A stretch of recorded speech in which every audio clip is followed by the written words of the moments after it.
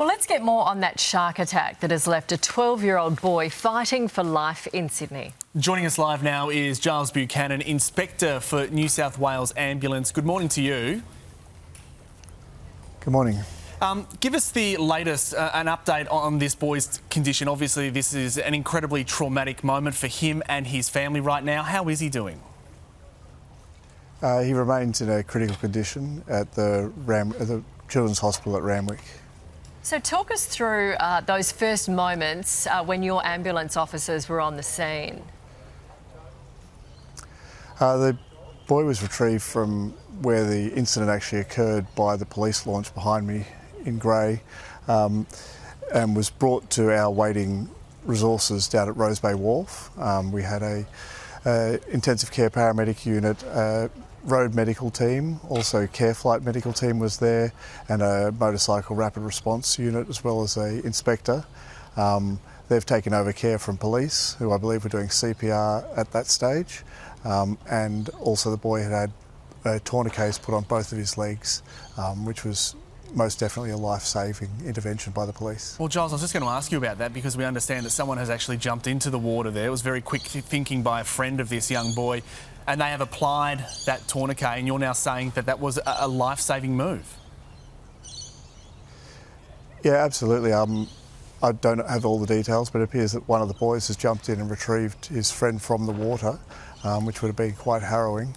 And then a tourniquet was applied to his leg, which has ideally staunched all of the bleeding and able to stop him losing any more blood, and that could be enough to save his life. Well, that is some good news there, Giles. Thank you. And for more on this story now, we're joined by Dr. Daryl McPhee, Associate Professor of Environmental Science and shark expert. Good morning to you. Knowing what we know from the limited details at the moment, what type of shark do you believe this was? First, it was a harrowing incident. We all hope the boy pulls through, and many thanks, obviously, to the first aid responders. In terms of the species of shark, given the location, the time of the year, yes, there are some uncertainties, but it's most probably a bull shark, given the extent of the injuries.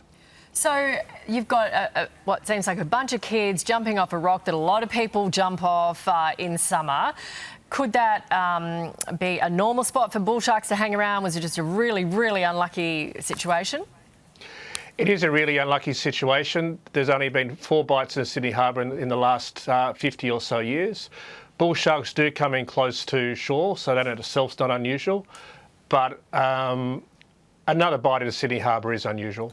Daryl, are you seeing any environmental factors that are sort of widening this window for bull sharks entering the harbour? Certainly in Sydney Harbour, as the water warms, they are spending a little bit more time in Sydney Harbour during the summer months. Their season is extending, and they will probably push further south towards Wollongong and beyond over time. So there is a climate driver to their distribution on the Australian east coast. So what can people do?